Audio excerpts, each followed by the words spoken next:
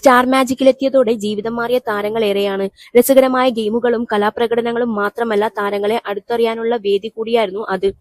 ടീമേ എന്ന വിളിയുമായി സ്റ്റാർ മാജിക്കിലെത്തിയ ബിനീഷിനെ പ്രേക്ഷകർ അടുത്തറിഞ്ഞത് ഈ ഷോയിലൂടെയാണ്.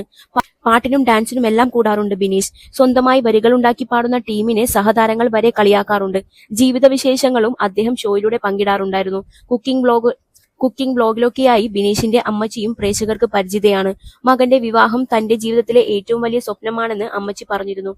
പറ്റിയ ആളെ കണ്ടുമുട്ടിയെന്നും വിവാഹത്തിനൊരുങ്ങുകയാണെന്നും അടുത്തിടെ ബിനീഷ് പറഞ്ഞിരുന്നു. പെണ്ണു കാണാൻ പോയതിന്റെ വീഡിയോയുമായി എത്തിയിരിക്കുകയാണ് ബിനീഷ് ഇപ്പോൾ. നീ ഒരു പെണ്ണ് കെട്ടു എന്ന് കുറെ നാളായി എല്ലാവരും പറയുന്നു. ചേച്ചിക്കും അളിയനും മകനുമൊപ്പമായാണ് പെണ്ണിന്റെ വീട്ടിലേക്ക് പോയത്.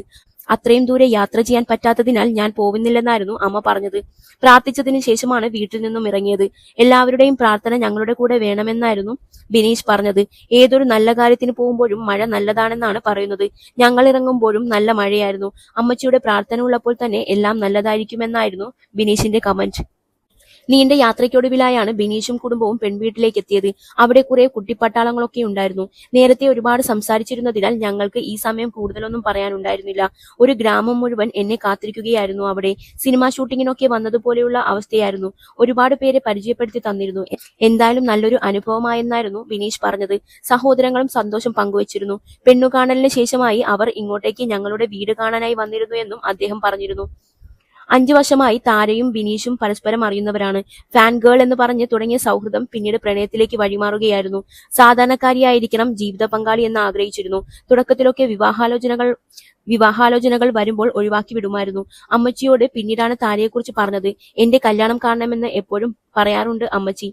വീഡിയോ കാണുന്നവർ വരെ എന്നാണ് ബിനീഷെ വിവാഹം എന്നാണ് ചോദിക്കുന്നത്.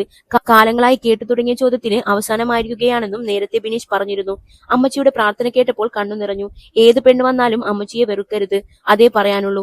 ആദ്യം തന്നെ പെണ്ണിനെ വിളിക്കാമായിരുന്നു. ഇത്ര നേരമാണ് ആ പാവം കാത്തിരുന്നത്. സഹോദരിക്കെങ്കിലും പെണ്ണിനെ വിളിക്കാൻ പറയാമായിരുന്നു. കല്യാണം കഴിഞ്ഞ് വിരുന്നിന് പോകുമ്പോൾ കുറെ പൊതി വാങ്ങേണ്ടി വരുമല്ലോ. പെണ്ണു കിട്ടുന്നില്ലെന്ന് പറഞ്ഞ് കളിയാക്കിയവരെ നാണിപ്പിക്കുന്ന തരത്തിലുള്ള പെണ്ണു കാഴ്ച. താര പെന്തക്കോസ്താണോ എന്ന് ചോദിച്ചവരോട് നിങ്ങൾ ഏത് നൂറ്റാണ്ടിലാണ് ജീവിക്കുന്നതെന്നായിരുന്നു ചോദ്യം.